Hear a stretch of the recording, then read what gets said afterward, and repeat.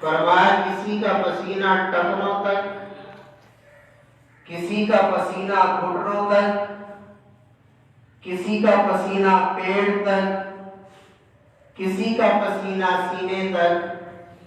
فرمایا بعض ایسے بھی ہوں گے جو پسینے میں اتنے ڈوبے ہوں گے کہ منہ تک پسینہ ہوگا، صرف سانس آ جا رہا ہوگا، باقی سب پسینے میں ڈوبے ہوئے ہوں گے۔ حساب و کتاب ابھی شروع نہیں ہوا ہوگا، لیکن اس دن کی سختی اتنی ہوگی، کسی سے برداشت نہیں ہو رہی ہوگی۔ چنانچہ مسلم شریف میں امام مسلم تفصیل سے حدیث لائے، ساری مخلوق جمع ہو کر سیدنا آدم علیہ السلام کے پاس جائے گی۔ اے ابا جی، آپ ہمارے بابا ہیں، آپ ہمارے ابا ہیں، آج ساری مخلوق پریشان ہے، اللہ کی دربار میں جا کے سفارش کر دیجئے، جس نے جنت میں جانا ہے وہاں جائے، جس نے جہنم میں جانا ہے وہاں جائے، لیکن یہ آج کے دن کی سختی ہم سے برداشت نہیں ہوتی، اللہ سے سفارش کر دیجئے، اللہ امت کا حساب و کتاب تو شروع فرما دے۔ آدم علیہ السلام معذرت کر دیں گے، فرمائیں گے آج میرا رب جلال اور غصے میں ہے، آج میں آدم بھی رب کے سامنے جا کے تمہاری سفارش نہیں کر سکتا۔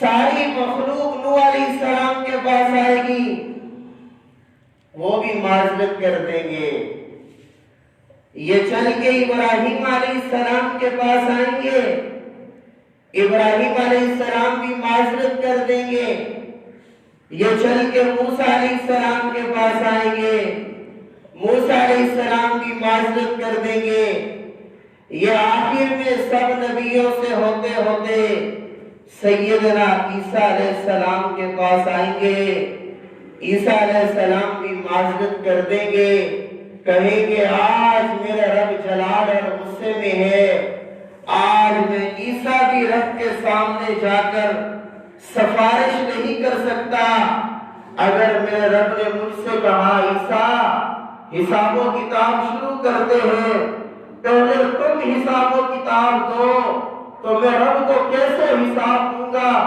میری قوم نے تو میرے جانے کے بعد مجھے خدا بنا لیا تھا، اس لیے آج میں عیسیٰ بھی رب کی دربار میں جا کر کسی کی سفارش نہیں کر سکتا۔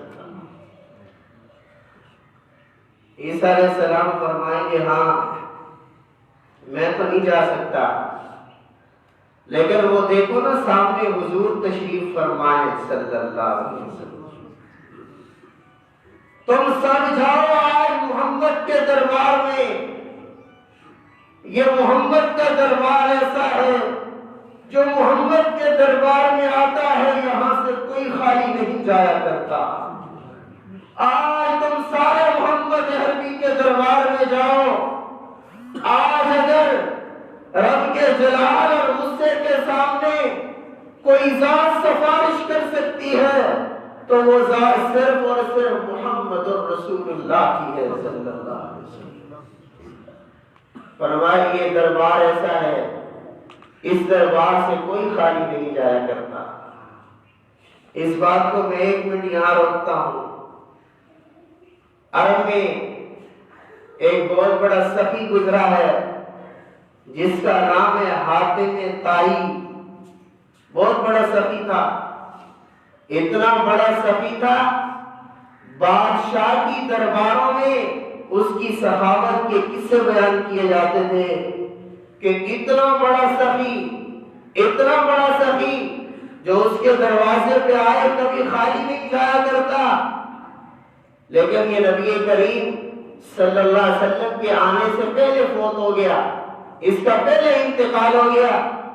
جب اس کا انتقال ہوا اس کی بیٹی بڑی تھی، اس کے بیٹے چھوٹے تھے، لوگوں نے اس کی بیٹی کو بادشاہ بنا دیا۔ حضور رحمت عالم صلی اللہ علیہ وسلم جب ہجرت فرما کر مدینہ میں آئے اور مدینہ طیبہ میں جہاد کا حکم آیا، میرے نبی نے جہاد کیا، جہاد کے لیے لشکر روانہ کیے۔ ایک لشکر حضور نے صحابہ کا روانہ کیا تو اس لشکر کے مقابلے میں یہ حاتم طائی کی بیٹی اپنا لشکر لے کر حضور سے صحابہ کے ساتھ لڑنے کے لیے آئی۔ جنگ ہوئی اللہ کا کرنا، حضور کے صحابہ کو اللہ نے فتح عطا فرمائی، حاتم طائی کی بیٹی اور اس کا لشکر ہار گیا، یہ شکست کھا گئے اور صحابہ نے اس کو قید کیا، اس کے لشکر کو قید کیا۔ صحابہ اس کو قید کر کے حضور رحمت عالم صلی اللہ علیہ وسلم کی خدمت اقدس میں لائے۔ میری طرف دیکھیں، جب صحابہ اس کو گرفتار کر کے لا رہے تھے، اللہ کے نبی مسجد میں بیٹھے ہیں، حضور کے ساتھ صحابہ بھی بیٹھے ہیں۔ اللہ کے نبی نے جو نظر اوپر فرمائی، صحابہ حاتم طائی کی بیٹی کو لا رہے ہیں، اللہ کے نبی نے جو یوں دیکھا، صحابہ سے فرمایا دیکھو وہ کیا ہے؟ صحابہ نے دیکھا تو عرض کی یا رسول اللہ صلی اللہ علیہ وسلم، حاتم طائی کی بیٹی لڑنے آئی تھی، ہار گئی، شکست کھا گئی، صحابہ اس کو گرفتار کر کے لا رہے، میرے نبی نے دیکھا اس کے سر پہ دوپٹہ نہیں تھا، وہ ننگے سر آ رہی تھی، صحابہ اس کو لے کر آ رہے تھے، میرے نبی نے اپنے کندھے سے مزمل اور مدثر والی چادر اتاری، فرمایا صحابہ جاؤ، یہ محمد کی چادر حاتم طائی کی بیٹی کے سر پہ ڈال دو، محمد رسول اللہ کے دربار میں آ رہی ہے۔ ایک صحابی نے کہا یا رسول اللہ وہ تو کافر کی بیٹی ہے۔ میرے نبی نے فرمایا صحابی کافر کی بیٹی ہے تو کیا ہوا؟ بیٹی کافر کی ہے، دربار تو محمد کا ہے۔ حضور نے چادر اتار کر دی، یہ رسول اللہ کی وہ چادر ہے، خدا کی قسم اگر اس چادر کو جہنم کی طرف لہرا دیا جائے تو جہنم کی آگ بھی بجھ جائے۔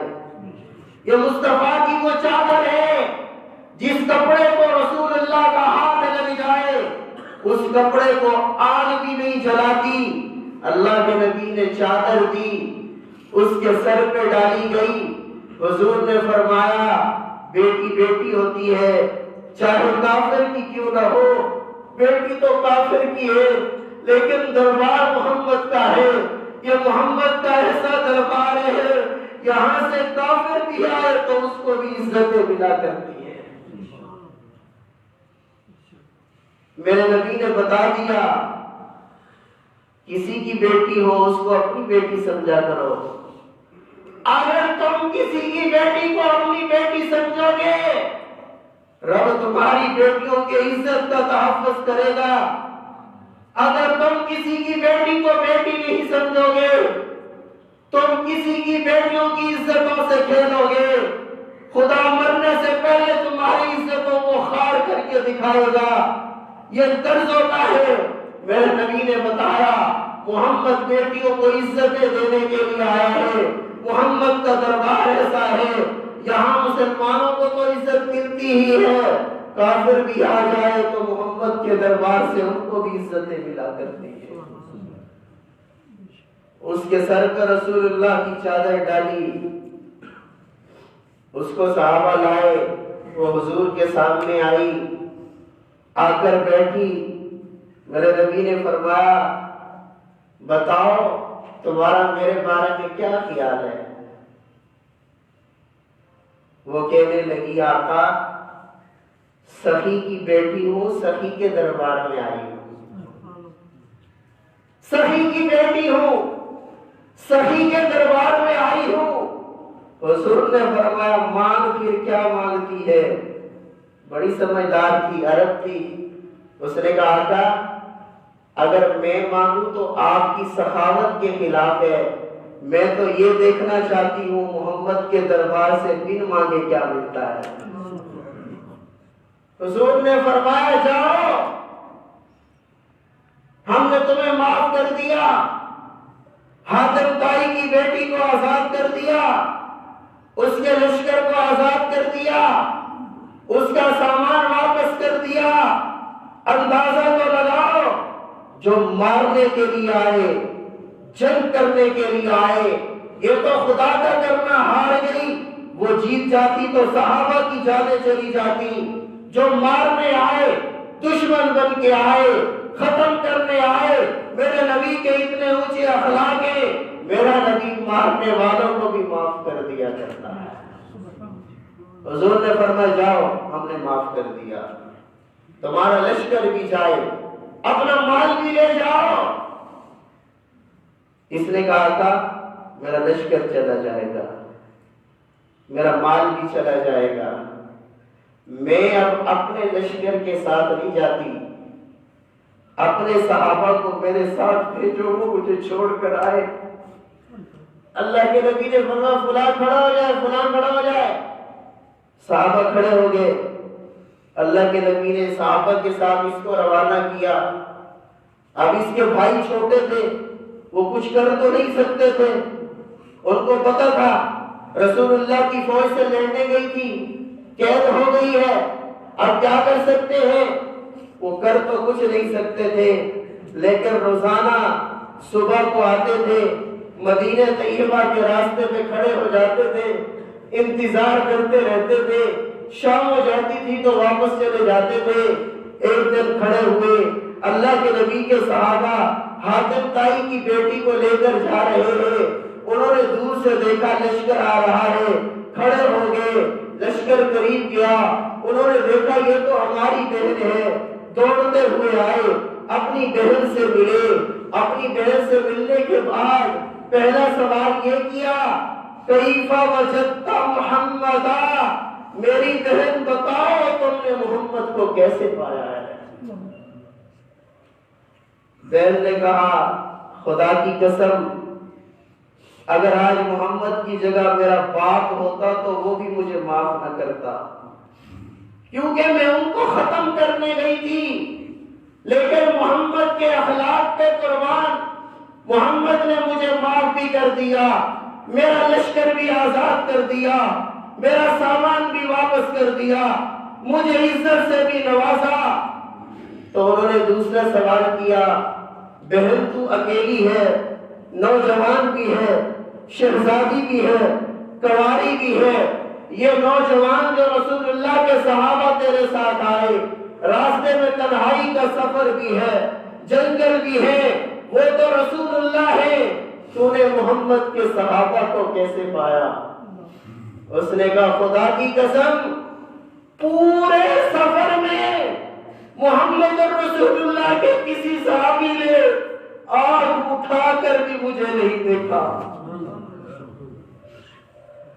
میں نے عرض کیا یہ دربار محمدی ہے، جو اس دربار میں آتا ہے وہ خالی نہیں جایا کرتا، یہاں سے عزتیں ملا کرتی ہے، یہاں سے سکون ملتا ہے، یہاں سے دین ملتا ہے، یہاں سے کامیابی ملتی ہے، یہاں سے ہدایت کا راستہ ملتا ہے. تو اب میں واپس آتا ہوں. عیسیٰ علیہ السلام قیامت کے دن کہیں گے میں تو سفارش نہیں کر سکتا، سامنے دیکھو وہ محمد کا دربار لگا ہے، حضور کی خدمت میں جاؤ. جو حضور کے دربار میں جاتا ہے تو خالی واپس نہیں جایا کرتا. حدیث میں سارے حضور کے پاس پہنچ جائیں گے. آقا امت پریشان ہے، اللہ کی دربار میں جا کے سفارش کر دیجئے. حضور فرمائیں گے ہاں ہاں آنا لہا، آنا لہا. آج یہ منصب صرف مجھے ملا ہے، آج کوئی سفارش نہیں کر سکتا. اگر رب کی دربار میں کوئی سفارش کر سکتا ہے تو محمد کر سکتا ہے صلی اللہ علیہ وسلم.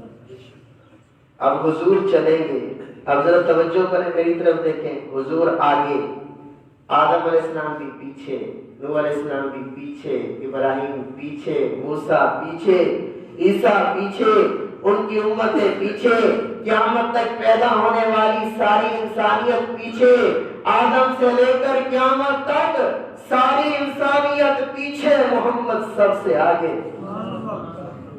اسی کو حضور نے فرمایا، لوگوں انا سید ولد آدم یوم القیامہ، فرمایا لوگوں قیامت کے دن ساری اولاد آدم کا سردار میں محمد ہوگا صلی اللہ علیہ وسلم۔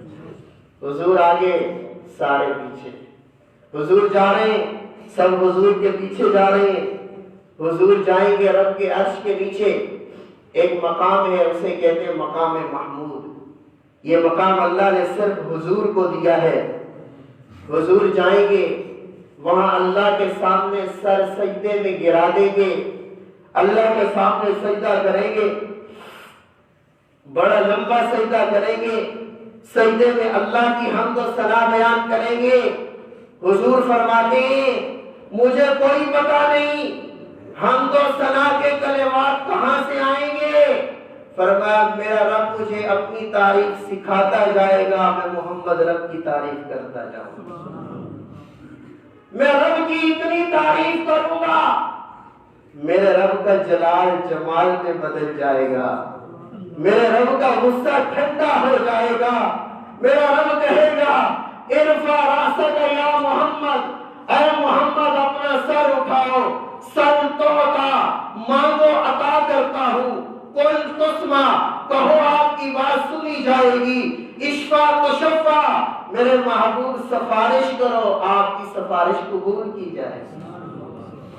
حضور فرماتے ہیں میں سب سے پہلے ساری امتوں کی سفارش کروں گا، اس کو شفاعت کبریٰ کہتے ہیں، یہ بڑی سفارش ہوگی، ساری امتوں کے لیے ہوگی۔ آقا اے اللہ میں محمد سفارش کرتا ہوں، ان سب کا حساب و کتاب تو شروع فرما دے۔ حضور فرماتے ہیں میری سفارش کی وجہ سے اللہ امتوں کا حساب و کتاب شروع فرمائے۔ حضور فرماتے ہیں یہ سب کے لیے سفارش ہوگی، لیکن میں اس پہ بس نہیں کروں گا، میں پھر اللہ کی دربار میں جاؤں گا اور اب اپنی امت کے لیے سفارش کروں گا، میں پھر سجدے میں گر جاؤں گا۔ اللہ فرمائیں گے آقا کیا مانگتے ہو، میں کہوں گا اللہ میری امت کو معاف کر دیجئے۔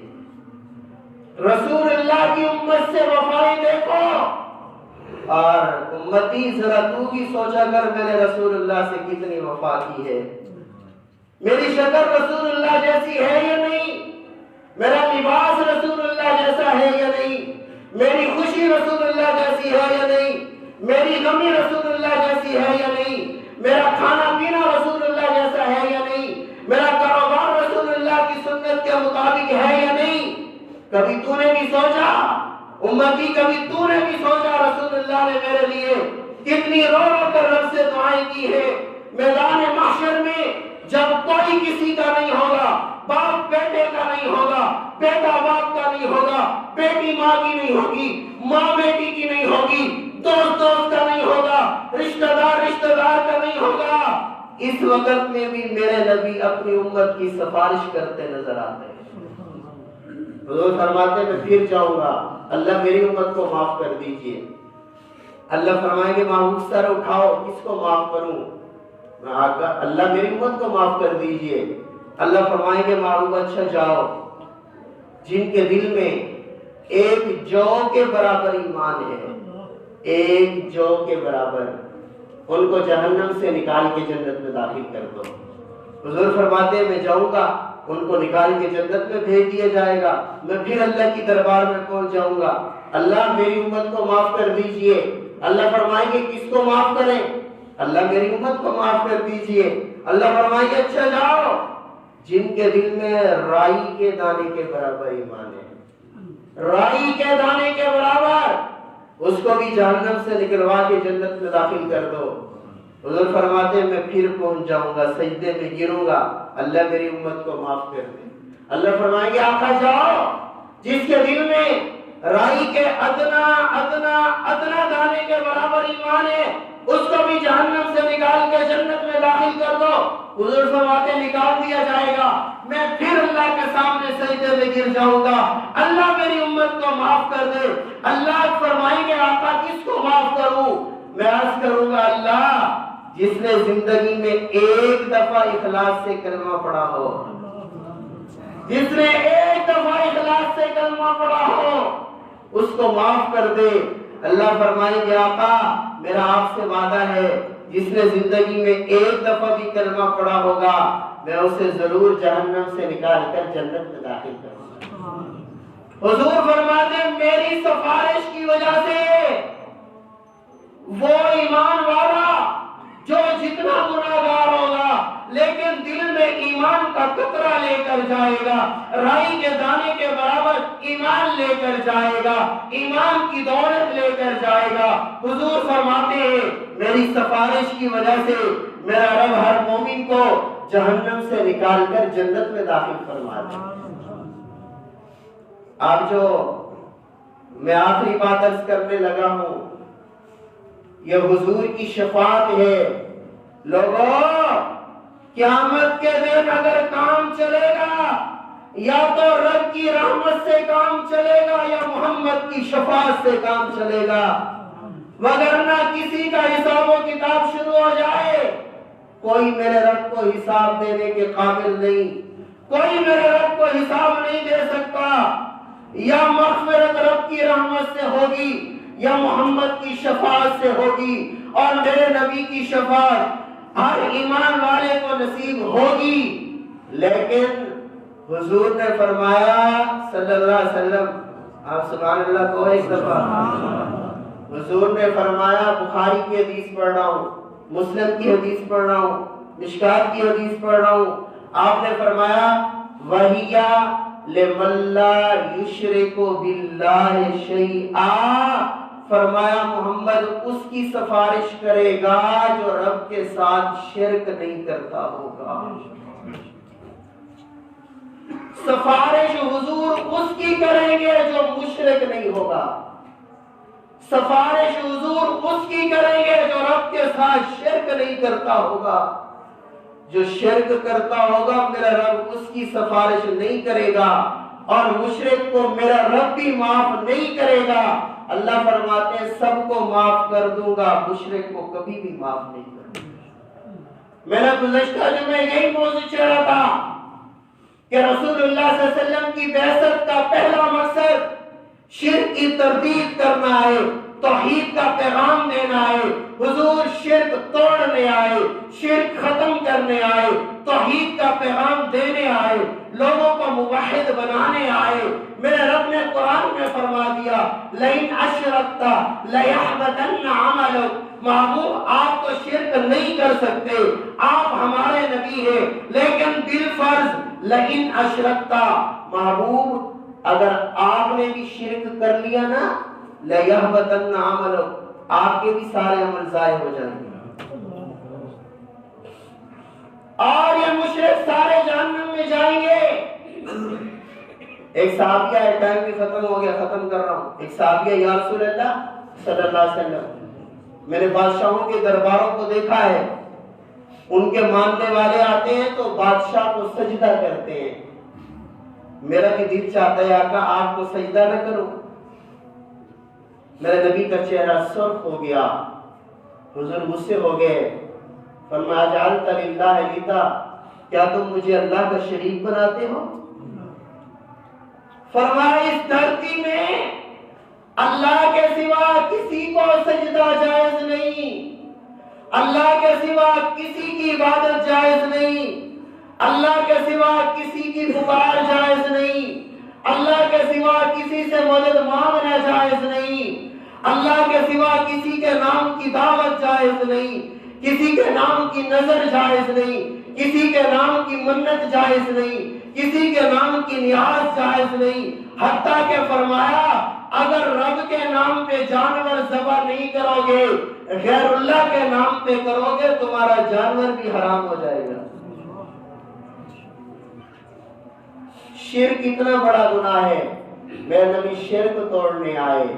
رسول اللہ نے بیت اللہ سے 360 بتوں کو توڑا اور فرما دیا آج میں نے محمد نے عرب سے شرک کا خاتمہ کر دیا، اب عرب کی دھرتی پہ بتوں کی عبادت نہیں ہوگی، عرب کی دھرتی پہ شیطان کی عبادت نہیں ہوگی، عرب کی دھرتی پہ اس بیت اللہ میں اگر عبادت ہوگی تو صرف اور صرف رب ذوالجلال کی عبادت ہوگی۔ اس لیے شرک بہت بڑا گناہ ہے، آج بھی ہمارے معاشرے میں شرک عام ہو چکا ہے۔